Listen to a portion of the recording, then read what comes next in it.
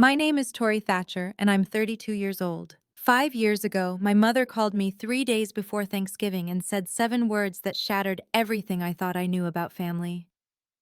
Don't come home this year. Victoria doesn't want drama. No explanation, no apology, just a door slammed shut on 27 years of trying to belong.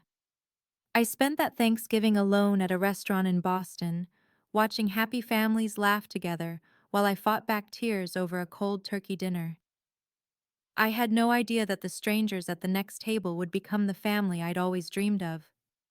I had no idea that 5 years later, they'd be introduced at my wedding as the parents of the bride, while my biological parents stood watching uninvited, realizing they'd been replaced in every way that matters. Before I tell you what happened, please take a moment to like and subscribe, but only if this story resonates with you. And let me know in the comments, where are you watching from, and what time is it there? Let me take you back to the phone call that changed everything. I remember exactly where I was standing when my phone rang. November 21st, 3 days before Thanksgiving. I was in my tiny studio apartment in Boston, surrounded by half-packed bags and the scent of the pumpkin candle I'd lit to get myself in the holiday spirit. I'd already bought my plane ticket home to Connecticut. Non-refundable, of course. Mom's name flashed on my screen. I smiled and picked up. "Hey, Mom. I was just about to—" "Tori." Her voice was flat, cold. "I need to tell you something." My stomach dropped. That tone never meant anything good. "What's wrong? Is Dad okay?" "Your father's fine." A pause. "Listen, I've been thinking, and don't come home this year." I actually laughed. I thought she was joking. "What do you mean?" "Victoria doesn't want drama. She's pregnant again, and she doesn't need the stress." I gripped the phone tighter. "Drama? What drama? I haven't even talked to Victoria in months." "Exactly." Mom's voice hardened. "And let's keep it that way. You know how you get." "How I get." My voice cracked. "Mom, I literally just asked her last year why she didn't invite me to her baby shower. That's not drama. That's a question." "See? That's exactly what I mean. You always make everything about you." I stood there, frozen, watching the snow fall outside my window. 27 years old, and my mother was telling me I wasn't welcome at Thanksgiving because I'd once asked why I was excluded.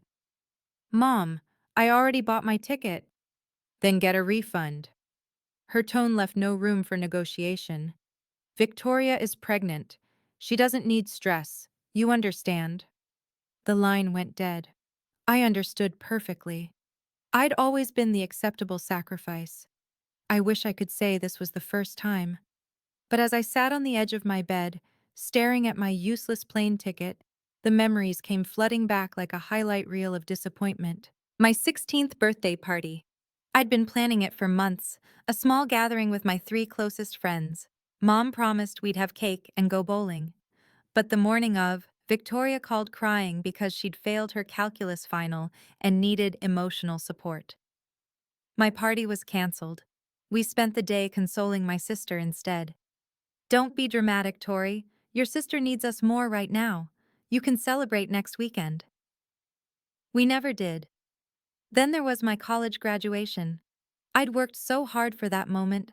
4 years of late nights and part-time jobs and scraping by on ramen. I was the first person in my family to graduate with honors. When I walked across that stage, I looked for my parents in the crowd. Their seats were empty. They showed up 2 hours late. Victoria had a routine prenatal checkup that couldn't be rescheduled. "You understand, sweetheart. Your sister's baby is more important than a ceremony. More important than me." That's what she meant. That's what she always meant. I learned early that complaining only made things worse. Don't be so sensitive. Stop making everything about yourself. Why can't you just be happy for your sister? So I stopped complaining. I became smaller, quieter. I thought if I was agreeable enough, easy enough, invisible enough, maybe then I'd finally earn their love. I was 27 years old, sitting in a cold apartment with a worthless plane ticket, and I finally realized the truth. There was no amount of small that would ever be small enough. I called my father. I don't know what I expected. Maybe some small part of me still believed he'd stand up for me, just this once. The phone rang 4 times before he answered. Hey, kiddo. His voice was cautious. He already knew. Dad, did Mom tell you? A long pause. I could hear the TV in the background, probably a football game. She mentioned it. And you're okay with this? You don't think maybe I should be allowed at Thanksgiving with my own family? Another pause, longer this time. You know how your mother is, Tori. She's just trying to keep the peace. By excluding me? It's not like that. Then what is it like, Dad? Tell me. Because from where I'm standing, it looks like you're all choosing Victoria over me. Again, silence. I could hear him breathing. I could almost see him sitting in his recliner, rubbing his forehead the way he always did when he wanted to disappear from a conversation. Dad, do you want me there? 5 seconds passed. 10. I think. He cleared his throat. I think it's better if you listen to your mother this year. Something inside me went quiet. Not sad, not angry, just empty. Okay, Dad. Tori, don't be like. I said, okay. I hung up. He didn't call back. I sat in my apartment as the sun went down, watching the shadows stretch across my floor. My father had a chance to choose me, to say one word in my defense, and he chose silence instead. He was always in the middle, I realized. He just always chose to stand on their side. But as the darkness settled in, something else settled too. A quiet decision. If I wasn't welcome at their table, I'd make my own Thanksgiving. Thanksgiving Day arrived gray and cold. I woke up in my studio apartment to the sound of my neighbor's family arriving. Footsteps overhead, children laughing, the muffled warmth of voices I couldn't make out. The smell of something delicious drifted through the vents. Someone was making stuffing. I made instant coffee and sat by the window, watching the snow fall on the empty street below. My phone stayed silent all morning. No calls, no texts, not even a happy Thanksgiving from anyone in my family. Around noon, I made the mistake of opening Instagram. Victoria had posted a photo. The whole family around the dining table, Mom, Dad, Victoria, her husband Brad, their 2-year-old son in a tiny turkey sweater. Everyone was smiling. The caption read, "So grateful for my family. These are the people who matter most." I zoomed in on the photo, counted the place settings. 4 adults, 1 toddler, 5 chairs. There wasn't even an empty seat where I should have been. They hadn't just excluded me. They'd erased me, like I'd never existed at all. I closed the app, stared at the ceiling. I thought about ordering delivery and spending the day in bed. That's what I deserved, right? A sad meal alone in my dark apartment, feeling sorry for myself. That's what the dramatic daughter gets. But something in me refused. No, I wasn't going to sit here and let them win. I wasn't going to let their rejection turn me into exactly what they accused me of being, a sad, bitter, dramatic mess. I grabbed my coat. If I was going to eat Thanksgiving dinner alone, I was going to do it somewhere with actual food, with light, with life. I just had to find a restaurant that was still open. Harborview Grill was one of those old Boston institutions, dark wood, brass fixtures, the kind of place that still had cloth napkins and candles on every table. More importantly, it was one of the few restaurants in the city that stayed open on Thanksgiving. When I pushed through the door, the warmth hit me like a wave. The smell of roasted turkey and fresh bread, the soft clink of glasses, and everywhere, families, couples with grandparents, parents with children, groups of friends who laughed like they'd known each other forever. The restaurant hummed with the sound of people who belonged somewhere. The hostess looked at me with barely concealed pity. Just one tonight?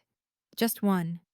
She led me to a tiny two-top in the corner, squeezed between the kitchen door and a large family that took up 3 tables pushed together. I could have touched their chairs if I reached out. Your server will be right with you. I sat down, opened the menu, tried to look like this was a choice. The family next to me was celebrating hard. An older couple at the head of the table, probably in their late 60s, a middle-aged man with his wife and two kids, and a younger man around 30 who kept making everyone laugh. 3 generations, easy. They passed dishes back and forth without asking. They interrupted each other in the way that only people who truly love each other can. I watched them out of the corner of my eye and felt something crack open in my chest. This is what family is supposed to look like. The server arrived with a bread basket and a tight smile. The Thanksgiving special? Please. I was going to get through this dinner. I was going to be fine. I wasn't fine. My turkey arrived. Golden skin, cranberry sauce, a perfect scoop of mashed potatoes. It looked like a magazine photo. I couldn't taste any of it. I sat there pushing food around my plate, trying not to look at the family beside me, trying not to think about my own family gathered around their table in Connecticut, laughing and passing the gravy without a single thought about the daughter they'd discarded. And suddenly I understood something I'd been avoiding for 27 years. This wasn't about Thanksgiving. This wasn't about Victoria's pregnancy or Mom's need for peace. This was about a pattern so deep it had shaped my entire life. I had spent 27 years trying to earn a place at their table, bending myself into smaller and smaller shapes, swallowing my hurt, apologizing for having feelings, staying quiet when I should have spoken, speaking up only to be told I was too much. And what had it gotten me? A corner table, a meal alone, an Instagram photo with no empty chair. If I kept going like this, if I kept trying to be small enough, quiet enough, agreeable enough, what would I have left? At some point, there'd be nothing left to shrink. The tears came before I could stop them. I turned my face toward the window, hoping no one would notice. I grabbed my napkin and pressed it to my eyes, trying to be invisible, trying to disappear like I always did. Honey? I froze. A woman's voice, warm, concerned. Are you okay? I looked up. The older woman from the family next to me was standing beside my table. Silver hair, kind eyes, a face that somehow looked like it had spent a lifetime actually listening to people. She was looking at me like I mattered. I'm fine, I said automatically. Just allergies. The woman raised one eyebrow, not judging, just knowing. Allergies don't usually make people cry into their napkin on Thanksgiving. I let out a sound that was half laugh, half sob. That obvious? Only to someone who's paying attention. She had a gentle voice, but there was steel underneath, the kind of woman who'd seen things. I'm Eleanor. Tori. Well, Tori. She glanced back at her family, then at me. No one should eat alone on this day. Why don't you come join us? I shook my head immediately. Oh no, I couldn't. I don't want to intrude. You're not intruding. I'm inviting. She smiled. There's a difference. I really appreciate it, but my husband tells terrible jokes, she continued, as if I hadn't spoken. And my son Marcus keeps trying to start political debates.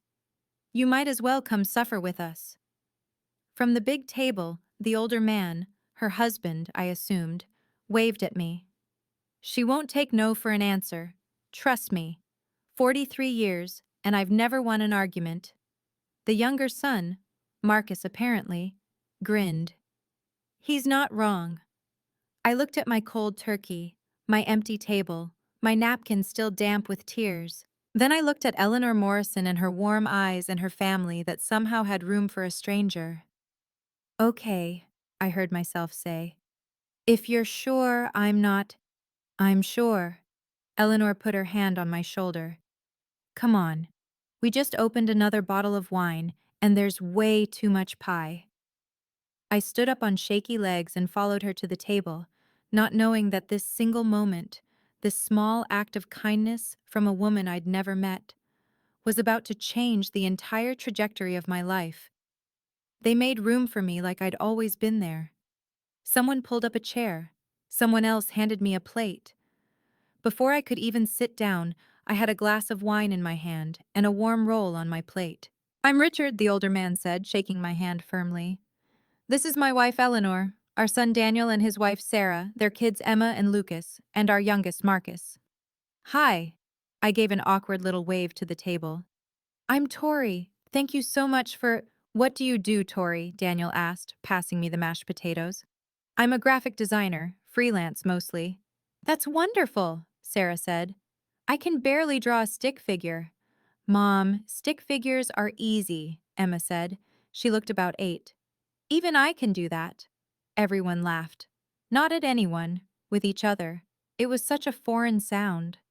Marcus caught my eye from across the table. He was around my age, maybe a little older, with dark hair and an easy smile. Fair warning, my dad's about to tell a joke.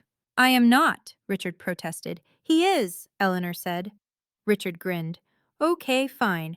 What did the turkey say to the computer? Dad, no, Daniel groaned. Google, Google, Google. The kids burst into giggles. Sarah rolled her eyes. Marcus shook his head. And I actually laughed. A real laugh. For the first time all day. Richard raised his wine glass. A toast to unexpected guests who make our table complete. Everyone raised their glasses, including me. I looked around at these people, strangers, all of them, until 15 minutes ago, and felt something I hadn't felt in years. Warmth, acceptance, belonging. I didn't know families could feel like this. After the main course, while the kids ran off to explore the restaurant and the men argued about football, Eleanor moved to the chair next to mine.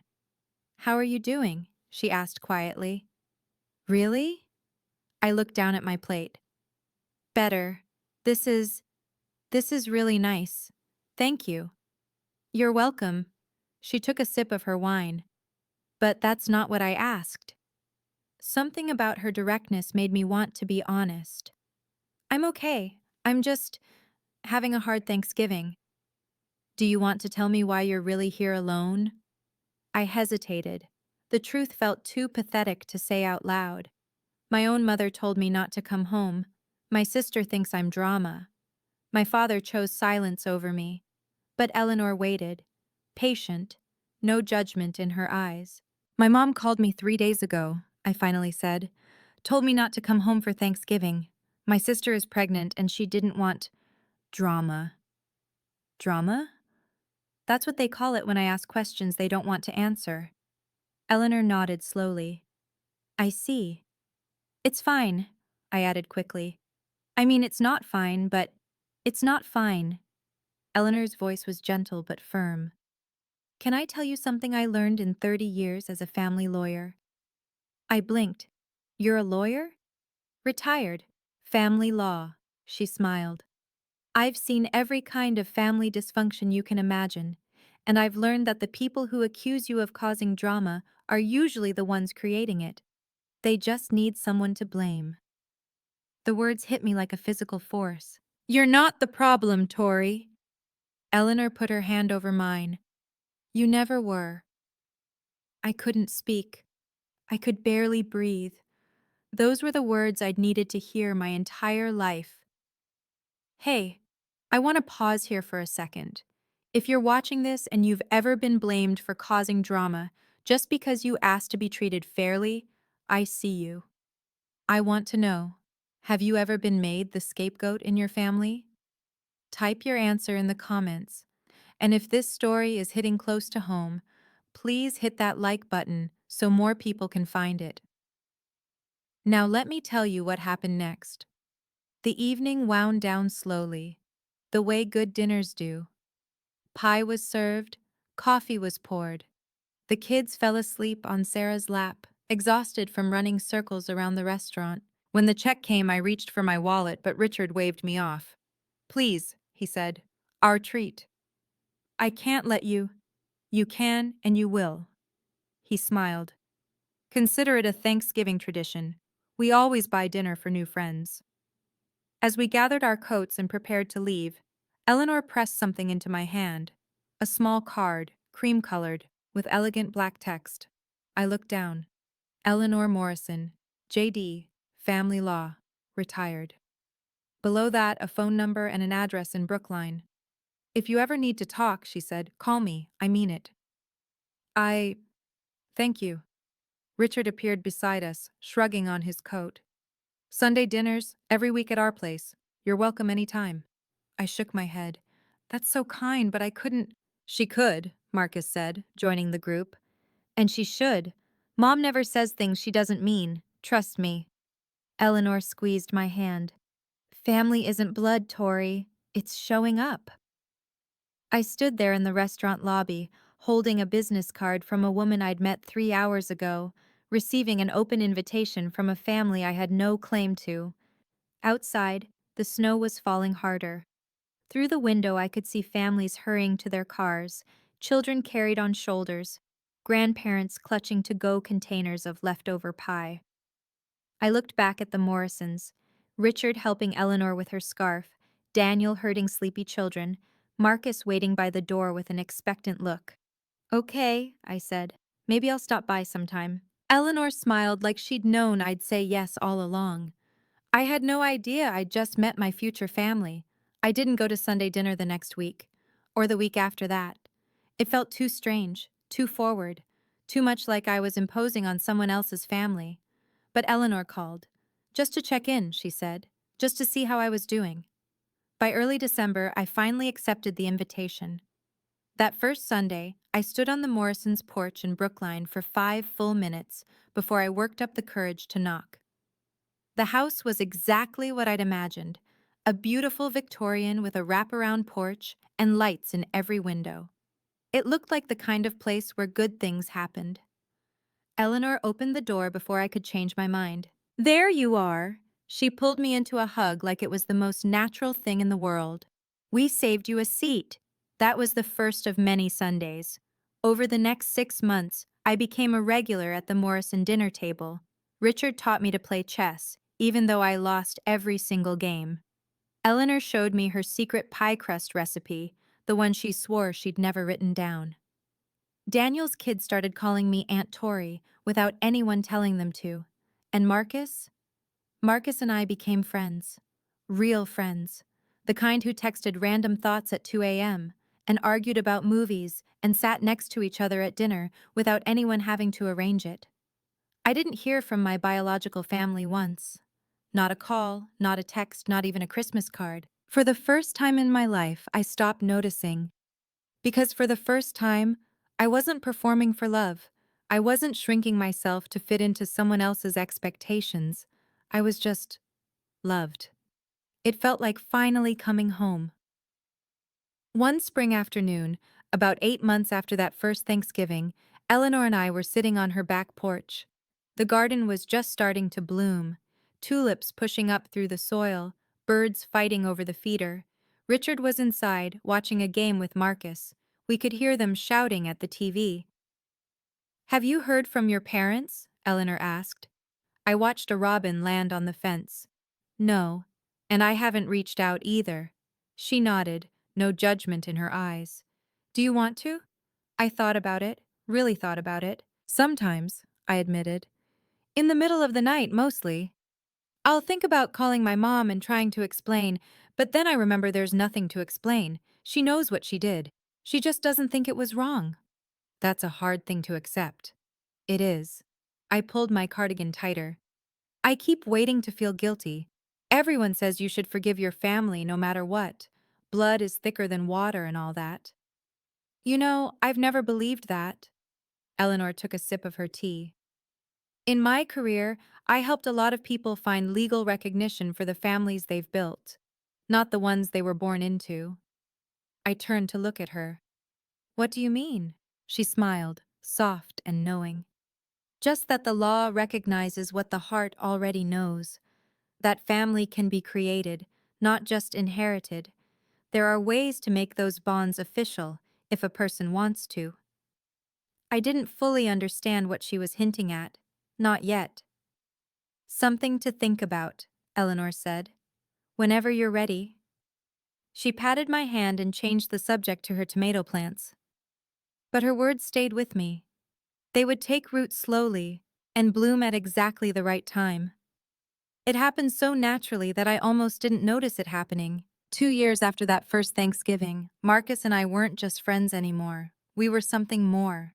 something that had grown so gradually that when we finally acknowledged it, it felt less like a beginning and more like a recognition of what had always been there.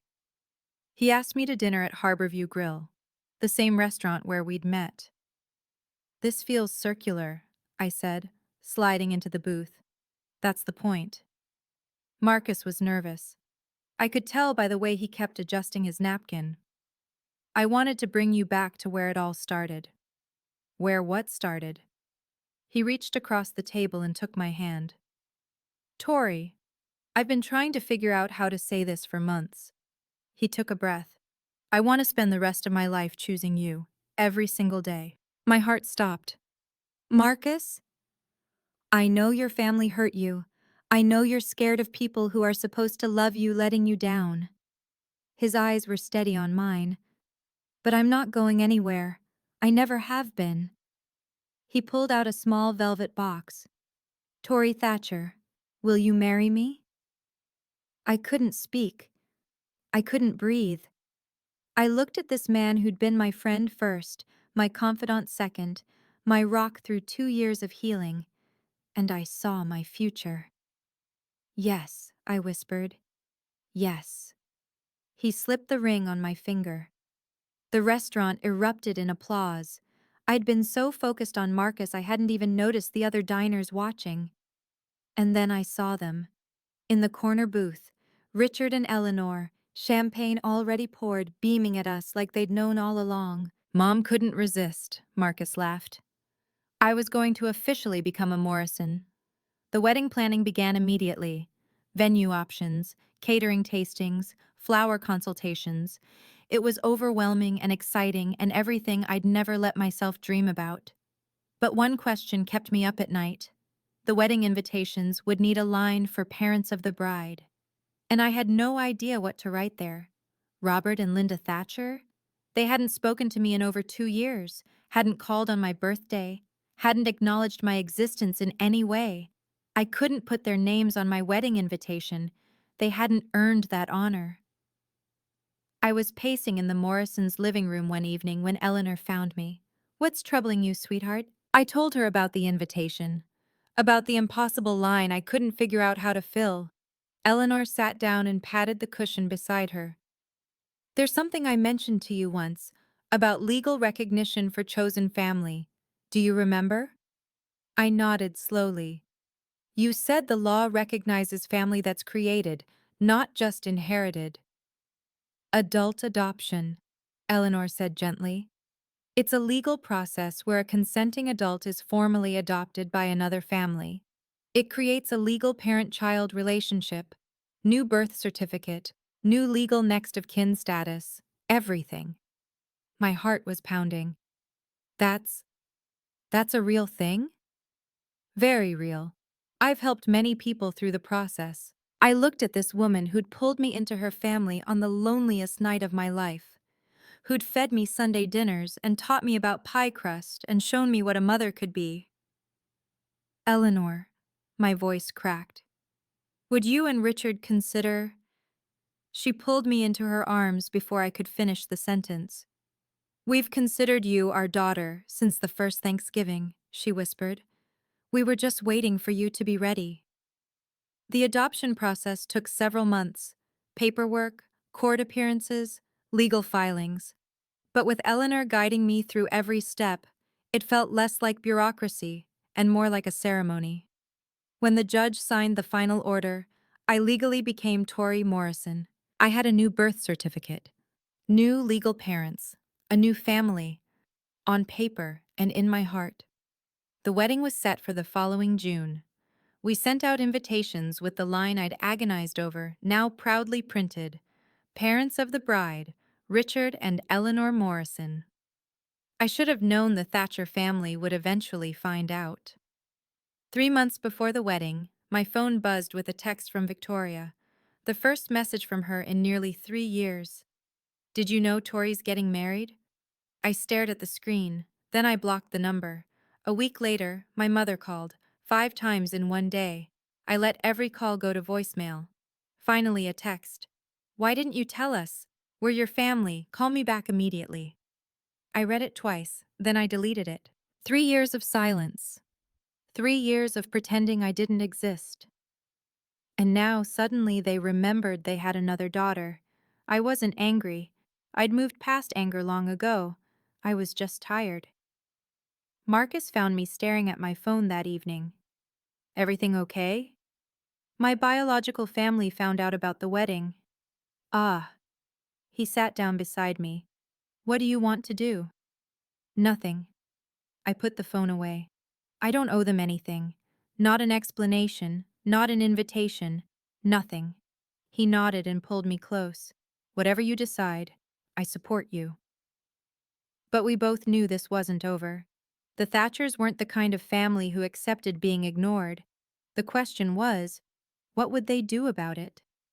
She showed up at my apartment on a Tuesday afternoon. I was working from home, reviewing design proofs at my kitchen table, when the doorbell rang. I opened it without checking the peephole, a mistake I wouldn't make again. Tori. My mother stood in my hallway. She looked older than I remembered.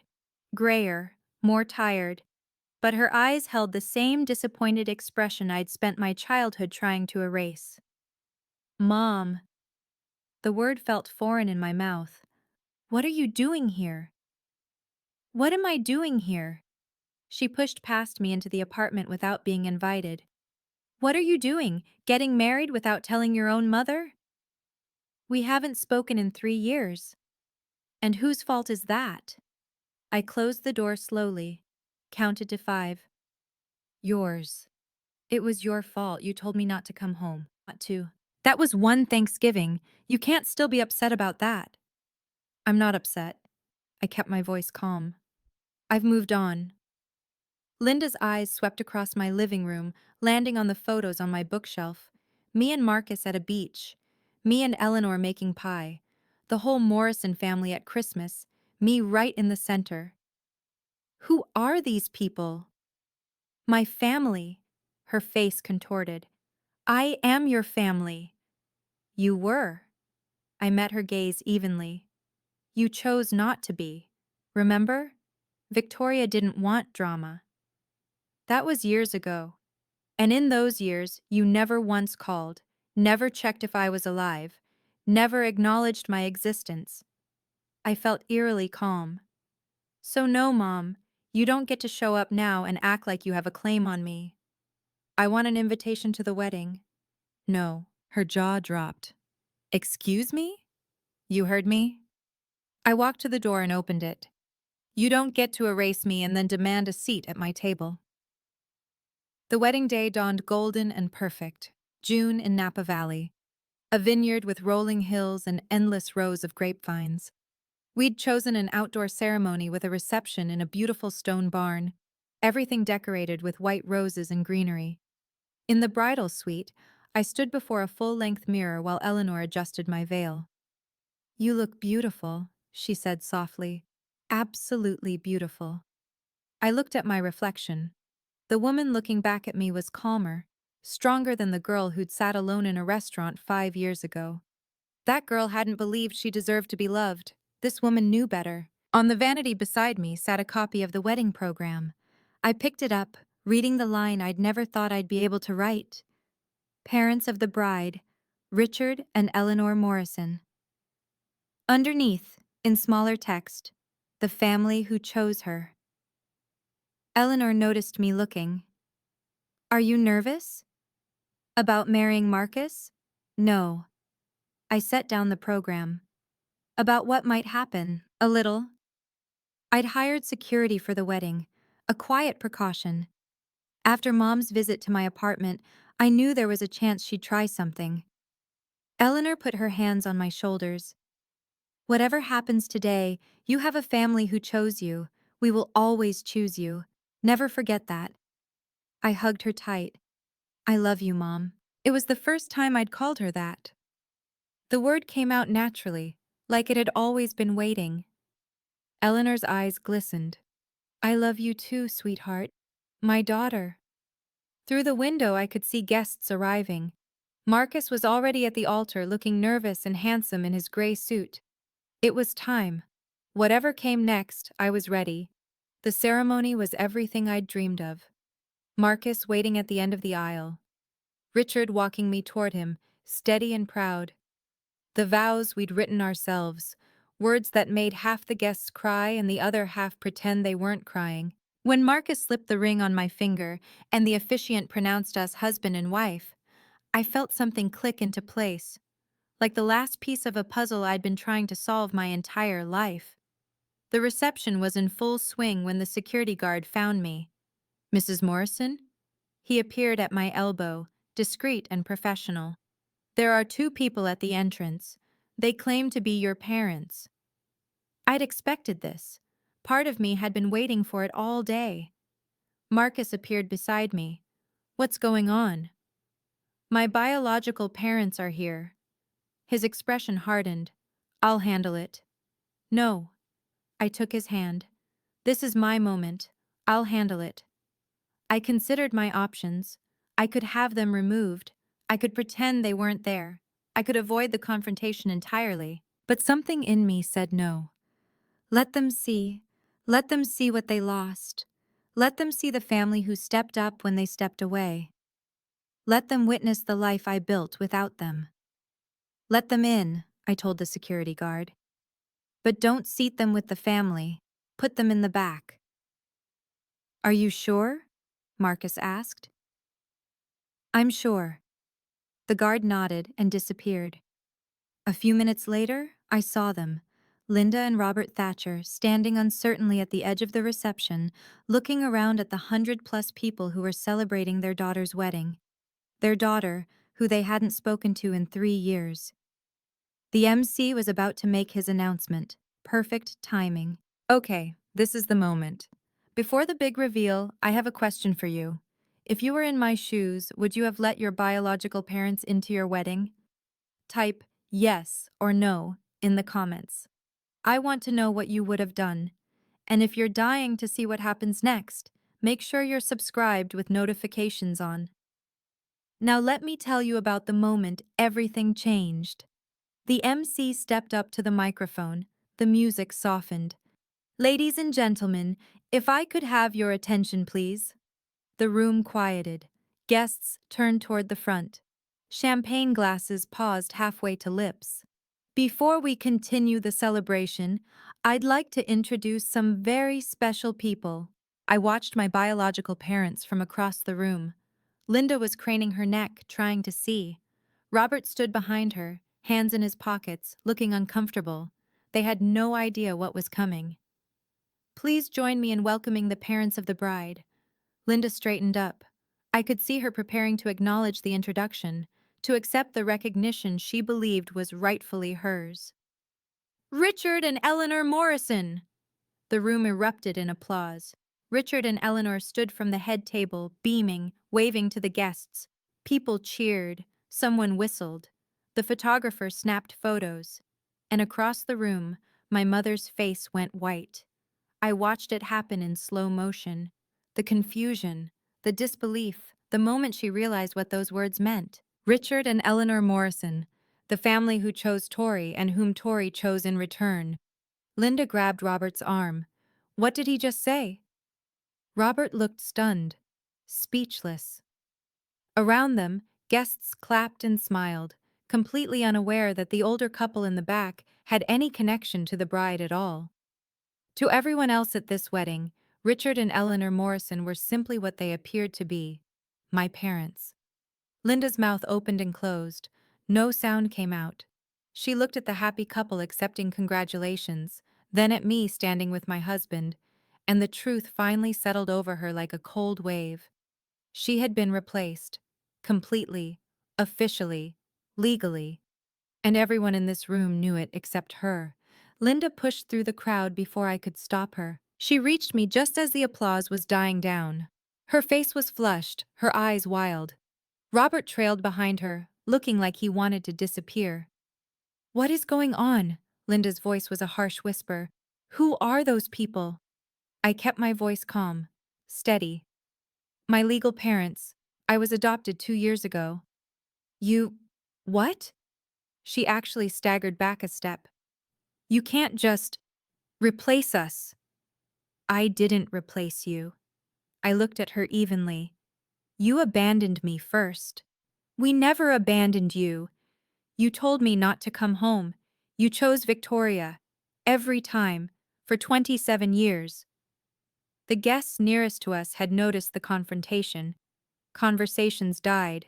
Heads turned. That's not fair, Linda started. Fair? I felt Marcus move to my side, a solid, reassuring presence. You want to talk about fair? I didn't raise my voice. I didn't need to. The truth was loud enough on its own. I spent 27 years trying to earn a place in your family. You know what I got? An Instagram photo with no empty chair. A Thanksgiving dinner alone. 3 years of silence. I'm still your mother, Linda's voice cracked. Not legally. I held up my left hand, both rings glinting in the reception lights. Not emotionally. Not anymore. Around us, the room had gone quiet. 100 pairs of eyes watched us. Linda looked around, suddenly aware of the audience. Her cheeks burned red. This is humiliating, she hissed. Then leave. My voice was soft, final. You showed up uninvited to my wedding. You don't get to be the victim here. She stared at me like she was seeing a stranger. Maybe she was. The daughter who never fought back had finally stopped shrinking. And then, for the first time in my entire life, my father spoke up. Tori. His voice was rough, broken. I'm sorry. I turned to look at him. Really look at him. Robert Thatcher had aged more than 5 years should account for. His hair was grayer, his shoulders slumped, but his eyes were wet with tears. I'd never seen my father cry, not once in 27 years. I'm sorry, he said again. I should have, I should have done better. Something cracked inside my chest. Not healing, just recognition of an old wound. I know, Dad. I was a coward. His voice trembled. I always was. I knew how your mother treated you, how Victoria treated you, and I stood there. I let it happen. Linda grabbed his arm. Robert, what are you? He shook her off, kept his eyes on me. You were my daughter. You were my little girl, and I let them make you feel like you didn't matter. A tear rolled down his cheek. I'm so sorry. The words I'd waited 3 decades to hear, and they came too late. I know you're sorry, Dad. My voice was gentle but firm. But sorry doesn't undo the years you stood by and watched. Sorry doesn't give me back my childhood. Sorry doesn't make this okay. I know. He nodded, wiping his eyes. I know it doesn't. Eleanor appeared at my shoulder. She didn't say anything, just placed her hand on my arm. A quiet reminder that I wasn't alone. Linda stared at Eleanor with barely concealed hostility. You, she spat. You're the one who stole my daughter. Eleanor's expression didn't change. I didn't steal anything, Mrs. Thatcher. Then what do you call this? Richard Morrison stepped forward, positioning himself beside his wife. Richard Morrison wasn't a confrontational man. In the years I'd known him, I'd never once heard him raise his voice. But when he spoke now, there was a steel in his tone that silenced everyone. I think it's time for you folks to leave. Linda's jaw dropped. Who are you to tell us? I'm her father. Richard's voice carried across the quiet reception. Legally and in every way that matters. You stole our daughter! Richard shook his head. Calm. Certain. No, ma'am. We didn't steal anything. You gave her away. We just picked up what you threw out. Linda flinched like she'd been slapped. 5 years ago, Richard continued, this young woman was sitting alone in a restaurant on Thanksgiving because her own family told her she wasn't welcome. My wife invited her to our table. We fed her. We talked to her. We treated her like a human being. He stepped closer to Linda, his voice dropping. Do you know what she told us that night? She said she couldn't remember the last time she felt like she mattered to someone. 27 years old, and she couldn't remember ever feeling wanted by her own family. Linda opened her mouth. No sound came out. We didn't steal your daughter. We just showed her what family is supposed to look like. The rest was her choice. He turned to face the gathered crowd. Now, this is my daughter's wedding day, the happiest day of her life, and I won't let anyone, ruin it. He nodded to the security guards, who had been standing discreetly nearby. Please escort these people out. As the guards approached, Richard put his arm around me. Tori is a Morrison now, he said quietly, and Morrisons protect their own. This is what a father sounds like. Before the security guards could lead them away, I held up my hand. Wait. Everyone froze. Linda looked at me with something like hope in her eyes. Maybe she thought I was having second thoughts. Maybe she thought I'd relent. I walked toward my biological parents, stopped an arm's length away. Mom, Dad. The words still felt strange in my mouth when directed at them. I need you to understand something. Linda's chin lifted. What? I don't hate you. Whatever she'd expected me to say, that wasn't it.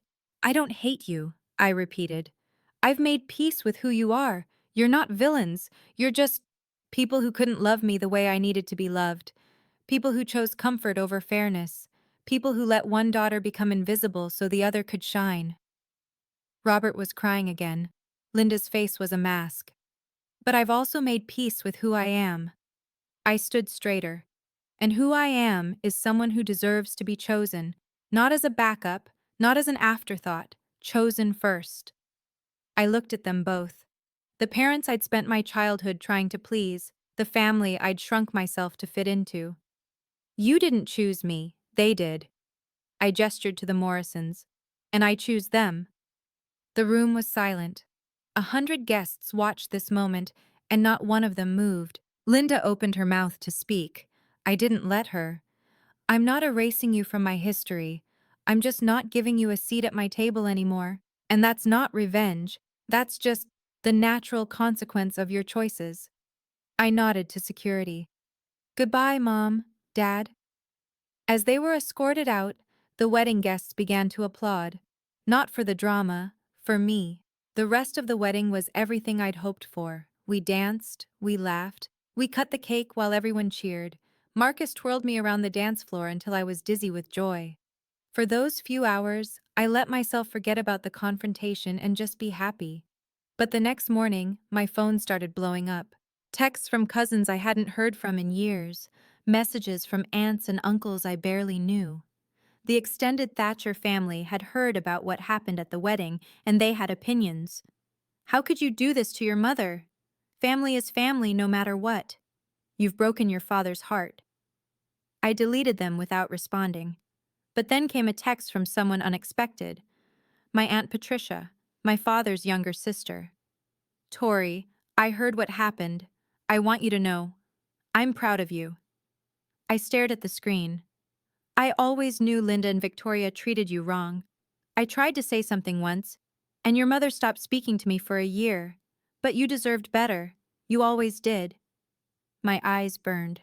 I typed back. Thank you. That means more than you know.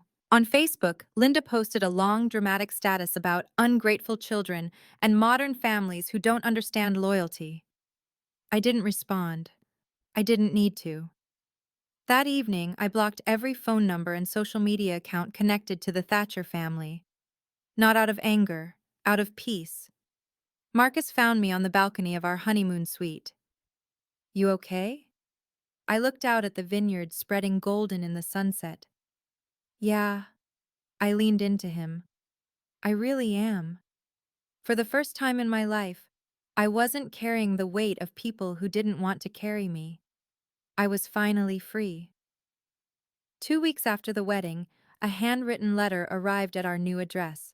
The return address said Victoria Thatcher Collins. My sister's handwriting, loopy, perfect, exactly like I remembered from birthday cards that always felt more like obligations than affection. I almost threw it away unopened. But something made me sit down at the kitchen table and read it. Dear Tori, I don't know if you'll read this. Honestly, I wouldn't blame you if you didn't. But I had to try. Mom told me what happened at your wedding, She's devastated. Dad hasn't been the same since he came home. I think seeing how happy you are without us, broke something in him. I know we haven't always had the best relationship, but you have to understand. Mom and Dad were just trying to keep the peace. I never meant for you to feel excluded. You always made everything so difficult, always asking questions and bringing up old hurts. It was exhausting. I hope one day you'll understand that family is complicated. Maybe when you have your own kids, you'll see why Mom made the choices she made. I'm not asking for an apology. I just wanted you to know that we still love you, even if you've decided we're not good enough for you anymore. Your sister, Victoria. I read it twice. Then I folded it carefully and put it in a drawer.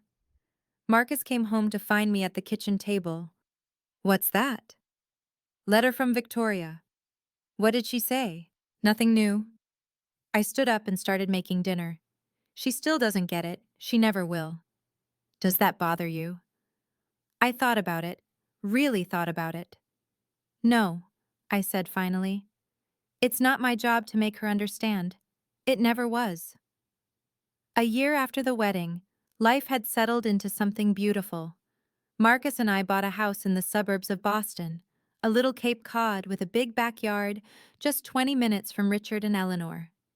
Close enough for Sunday dinners, far enough for privacy. I was no longer freelancing. A design agency had hired me as their art director, a job I loved so much it barely felt like work. Marcus was thriving at his architecture firm. We were building a life together, literally and figuratively. And I was pregnant. Eleanor cried when we told her. Richard tried not to cry and failed. Daniel's kids were already arguing about who would be the baby's favorite cousin. One Sunday afternoon, Eleanor and I were setting up the nursery, painting the walls a soft sage green, arranging tiny furniture that seemed impossibly small. Have you thought about names? Eleanor asked, holding up two different mobiles. Emily, I said. If it's a girl, Emily Grace Morrison.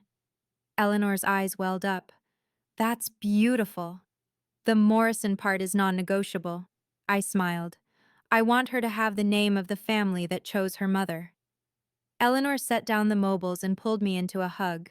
You know, she said, when I saw you sitting alone in that restaurant, I had no idea we'd end up here. I just saw someone who needed kindness. You saved my life that night. No, sweetheart. She pulled back, holding my shoulders. You saved yourself. We just showed you it was possible. I looked around the nursery, at the crib we'd picked out together, at the rocking chair Richard had built by hand, at the life I'd created with people who loved me unconditionally. I finally had everything I'd always wanted. I was home. 5 years to the day after I sat alone in Harborview Grill, I sat at the head of a very different table. The Morrison house was chaos, the best kind. Emily, now 6 months old, was being passed from lap to lap like a tiny, drooling treasure. Daniel's kids were playing some complicated card game in the corner. Sarah was arguing with Marcus about the proper way to carve a turkey. Richard was sneaking extra pie when he thought Eleanor wasn't looking. She was. All right, everyone. Eleanor clapped her hands. Before we eat, we need a toast. She raised her glass and looked at me. Tori, would you do the honors? I stood, Emily in my arms, and looked around the table. At the family I'd found, the family that had found me. 5 years ago tonight, I said. I was sitting alone in a restaurant wondering if I'd ever belong anywhere. I thought I was unlovable. I thought there was something wrong with me, that I was too much, too difficult, too dramatic. I paused, feeling Marcus's hand squeeze my knee under the table. Then a stranger named Eleanor Morrison came up to my table and said, "No one should eat alone on this day." And everything changed. Richard wiped his eyes. Eleanor was already crying. So here's my toast. I raised my glass. To family.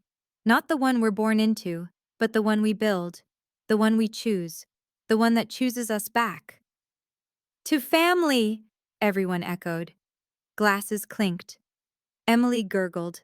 Richard finally got his extra piece of pie, tea, and I looked around at these people, my people, and felt something I'd spent my whole childhood chasing, I belonged.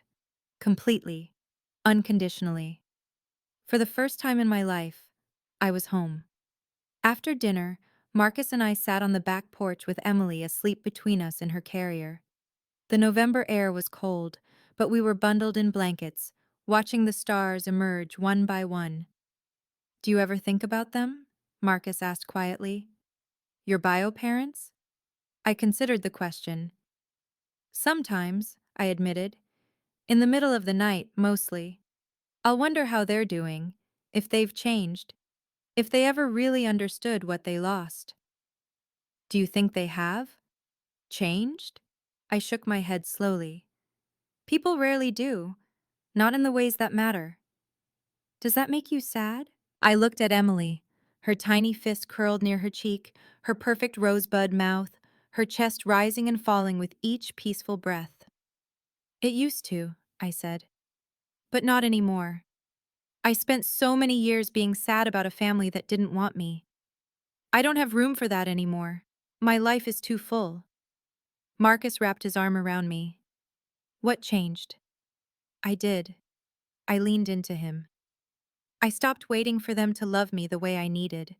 I stopped shrinking myself to fit into their version of who I should be. And I started building something new. Through the window, I could see the Morrison family, my family, laughing and talking, clearing plates and wrapping leftovers. Setting boundaries isn't revenge, I said softly. It's survival. It's choosing yourself when no one else will. Marcus kissed my forehead. I'm glad you survived. Me too. Emily stirred, making soft baby sounds. I picked her up and held her close. I'll never make you earn my love, I whispered to her. I promise. You'll never have to wonder if you're wanted. You'll always know. She yawned and fell back asleep. If you're watching this, and you've been the scapegoat of your family, if you've been told you're too much, or too sensitive, or always causing drama, just because you dared to ask to be treated fairly, I want you to know something. It's not you. It never was. You deserve to be chosen. Not as a backup. Not as a last resort. Not as the acceptable sacrifice when someone else's comfort is at stake. Chosen first. Chosen fully. Chosen without conditions. Family isn't blood. Family isn't obligation. Family isn't people who share your DNA but treat you like a burden. Family is the people who show up. The people who see you crying alone at a restaurant table and invite you to join them. The people who open their Sunday dinners and their hearts and their legal documents to make you officially, permanently, undeniably theirs. I spent 27 years trying to earn love from people who were never going to give it. And then I spent 5 years learning what love actually looks like. Not from the family I was born into, but from the family that chose me. If the people who are supposed to love you can't do that, if they've proven over and over again that you'll always come last, you have the right to build your own family. You have the right to walk away. You have the right to be happy. That's not revenge. That's not drama. That's just living your life without people who don't deserve a seat at your table. I found my people. And I hope, with all my heart, that you find yours too. You deserve it. Thank you so much for being here until the very end. If my story touched you in any way, please take a moment to like, subscribe, and hit that notification bell. It really helps more people find these stories. I want to hear from you. Have you ever had to set boundaries with your own family? Share your experience in the comments. I read every single one. And if you want more stories like this, check the description. I've linked some of my favorites there. Until next time, remember, you deserve to be chosen.